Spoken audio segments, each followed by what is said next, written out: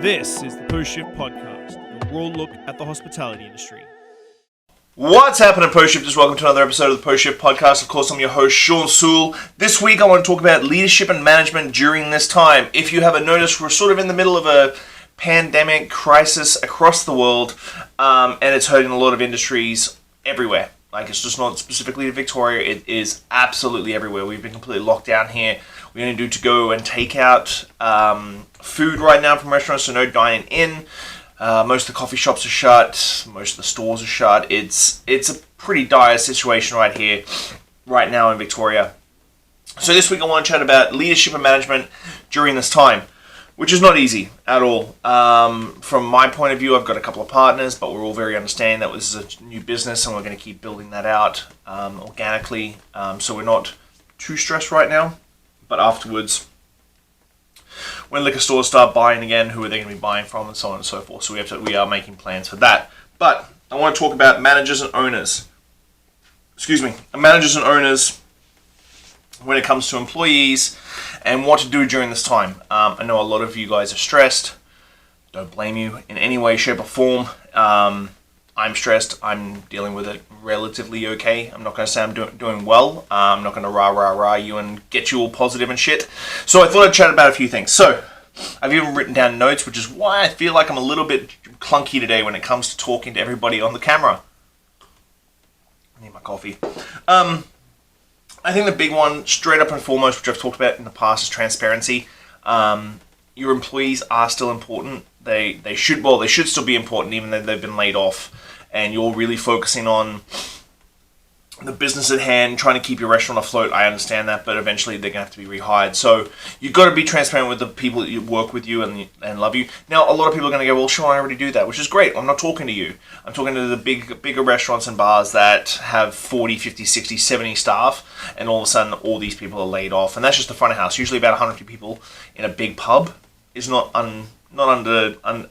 understatement of staffing. So how do you stay transparent? Keep them up to date with what's going on.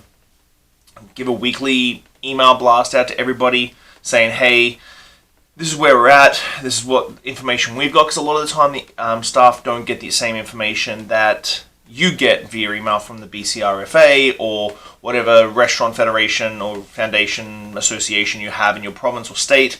So keeping abreast and keeping your staff abreast sort of puts their mind at ease. They can sort of start seeing where the end of the tunnel is, which I know that most of us can't right now. But keeping them up to date and keeping them up to date in the sort of like still in the environment and culture of your restaurant or bar is a big thing. So why not do a Zoom or a FaceTime with everybody so that you can sort of have some good FaceTime with staff and chat to them and like air any grievances, talk it through, and keep them on a nice level playing field when it comes to your venue, which is a big thing right now because while we have had staff shortages before this, we're going to have a lot of restaurants shut down and there's going to be a massive pool of staff. So keeping abreast and keeping your staff abreast of what is going on is very, very important. So next up, management. Get your staff your ROEs as quickly as possible. So you've laid off your staff. Get the staff their information as quickly as possible so they can go on EI. We'll talk about it in a little bit. But ROEs, I've seen a few posts here and there that management have taken a really long time, up to a week, to get ROEs out after staff have been laid off. Try and get them as quickly as possible, guys. This is a responsible thing to do. Staff need to go on EI so they can exist and keep living. For management, most of the time, especially if you're in a small business, you don't usually have an accountant per se. You have a bookkeeper or something like that. Now is the perfect time to catch up on your accounting. I reconciled 3 or 4 months worth of business just recently because I've just been too busy, and it's just one of those things that don't click in my head enough. I don't have a bookkeeper. I don't have an accountant. So I got into my accounting, reconciled it up to March 1st. I'm ahead of the game now. Good time for you guys to be doing that now too. So trying to find things to keep yourself occupied, because I know for myself personally, trying to keep myself motivated and occupied and positive and like keep going has not been the easiest thing for me to do. I've got my family here, which is great. I get to spend some time with the family, which I'm really appreciating and really loving. But on a work level, trying to keep myself positive and motivated and keep pushing through all this has not been the easiest thing, but I'm doing my very best. Next up is innovation, which leads into social media. So a lot of restaurants have been innovating. A lot of restaurants that never did takeout or to go or pick up food have all of a sudden started becoming this. A lot of people who I'm gonna not name names, but like a lot of people who bashed delivery services are now all of a sudden going, okay, well, we need these delivery services. So the great thing with this is innovating the way businesses are operating. I think it's going to innovate the way that people perceive restaurants when it comes to staffing costs and how much food costs. But innovation's a big one. So yesterday, if you didn't notice, this week they announced that you can actually serve alcohol, like packaged beer, wine, cider, that sort of thing, 4 bottles of that liquor from what I can read, with the to-go food, which is a huge thing for restaurants and bars, because usually most of their inventory, non-perishable inventory, is still tied up in alcohol. If they can move some of it during this time, we're going to make a little bit of extra coin, a little bit of cream on the top. So this is where the innovation comes in.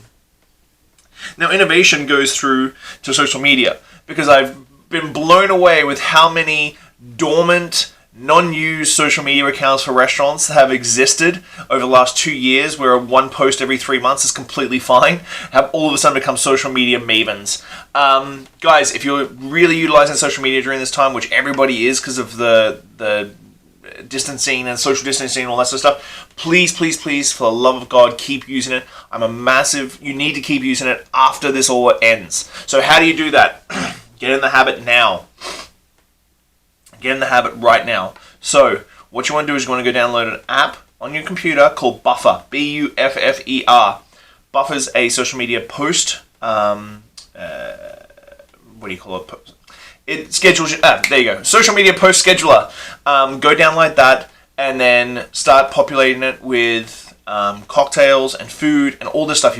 Most of you have banks and banks and banks and banks and banks of photos.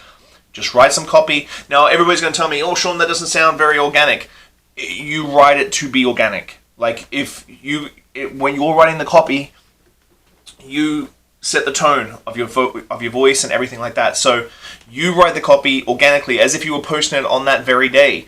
It's very simple. Hashtag that up. There's plenty of apps out there for hashtags. So look up Instagram hashtags, write in your restaurants or a couple of keywords, and it'll blow out 30 hashtags for you. These will help you as well. So big on social media, guys. I've been huge on social media for years. You need to, if you're a restaurant and all of a sudden you're fucking social mediaing the shit out of your restaurant, you need to continue that after it's over. Now, the restaurants that haven't decided to do to-go or anything like that, I do believe that a post every couple of days would just keep that brand light alive, keep it in the back of people's heads, to keep building on. And I think that's something that you need to look at as well. Is like, if you're not doing use to goes or takeouts, you need to make sure you've got some foundation for your branding, and you need to keep building on that and write some good stories. Like, write why you started your restaurant, write why you partnered with a certain person, write why you serve the food you serve. There's plenty of things out there that people will just gobble up right now because we're all sitting at home looking at social media, and this stuff is consumer facing. So if they're looking up restaurants and stuff, yours is going to pop up. It's just that little bright light in the back of their head when it comes to your restaurant and your brand. Okay, back to managers. Training manuals and menu development. This is a big one. We always are too busy, especially when we're in the middle of operations of restaurants and stuff. It's always too hard and too much, or we're too busy to be like updating training manuals or writing training manuals all together. This is the time to do it. Writing your training manuals, getting yourself set up for success for when you reopen. You really want to hit the ground running when you reopen. So training manuals and getting your training schedules all sorted out and getting people done. Hell, even send it through to the staff, the core staff that you know are going to come back to your restaurant so that they can get ahead of the game as well. Secondly up is menu development. Now, if you're doing to-go and takeout food, I understand the amount of food that you have is very slim. You want to sort of focus it. But that being said, if you're a little restaurant, it's a perfect time to do some serious menu development. If you were at your restaurant doing takeout to-goes and you're getting a customer every 45 minutes coming to pick up stuff, it's the perfect time as a manager, owner, whatever, to really work with your chefs and develop some really great food. Keep that creative juices going, keep it flowing. You really need to do this to keep your staff like clicking along. Next up is cleaning. Another big one. We don't ever have enough time to clean unless you come in at 5 a.m. in the morning and pull shit out and scrub behind crap. If you're an owner or a manager, and you're still got a job, these are little things that you can keep. Like, your restaurant when you reopen should be so fucking spotless and so clean and so neat and so organized. All those little things. When was the last time you cleaned out the stock room? Do you have time for it? Go do it now. Keeping yourself occupied, guys. I think I'm giving you things that you're going to go, oh, I don't want to do that. But honestly, get out, do stuff inside your venue, keep your juices flowing, stay positive for the love of God, because I know what's going to come after this is all over, and it's already making me a little bit choked up that we're going to lose a whole schwackload of really great restaurants in Victoria and Vancouver and Canada. And it's kind of gutting me really hard that a lot of friends are going to lose their spots, and I don't want them to do that. I want you to be able to keep building and keep growing. And finally, employees. If I know I have a lot of youngsters listen to the podcast or watch the podcast, employees, get your ROE, go on EI straight away. I know, don't get me wrong, I understand that this is not going to be the same amount of money you make, I get it. It's 55% of your total wage. If you claim your tips, which would be a smart move to claim at least a few, like a chunk of your tips, you're going to be okay, because those tips are classed as your wage when it comes to your tax return. So you got to look at that sort of thing. This is going to open the eyes to a lot of people about minimum wage and what minimum wage means to a lot of people. So I'm hoping there's going to be some changes coming down the pipeline for that as well. So go on to EI. But watch the episode from last week or listen to the episode from last week, please. Side hustles. If there's any side hustles you can do online, there's so much you can do in this day and age. You don't necessarily need to leave your house. There's so much you can do right now. Like, literally, there's tons. Just go out and do it, please. Figure out a side hustle, what makes you happy, and look into it. See how much it costs, or if it's free. Figure out how to set it up. Go after those side hustles in these couple of months while we're all under quarantine. And finally, to stay connected with your friends, go to Zoom. You don't need to sign up for an account. You get a half-hour meeting, but half hour is plenty of time. Send a link to all your friends. Hang out, chat, see how everybody's doing. You can really get some great connections and have some great FaceTime. I had a FaceTime the other day with a bunch of kids that I have here in Victoria, and it was just a great little laid-back, chilled thing, and I want to do it a bit more often. So FaceTime and Zoom with your friends so that you can actually get some feedback. You can air your grievances and your worries and the concerns, and they may be able to have answers for you. It's a big thing. So go do that as well. So I'm still doing 4 podcasts and 2 videos a week, but I'm going to continue doing what I do. Guys, please stay social distance, please. Don't keep going out and eating and drinking and doing whatnot and hanging out with friends and stuff. This is not a safe time. We live here on Vancouver Island. We can really get ahead of this thing and let this thing burn out, because what happens is if you think it's not a big deal, when it becomes a big deal, it's going to take a lot longer to bounce back. Now, that's the big thing. Everyone's like, well, it's not really, there's no enough cases here on Vancouver Island. That's fine. When there is enough cases on Vancouver Island, you have to add another 6 weeks to that. So we want to try and flatten the curve, flatten how many cases are here on Vancouver Island, so that 6 weeks starts a lot sooner. And once we get that 6 weeks started, that's when we can start really ramping up and getting back.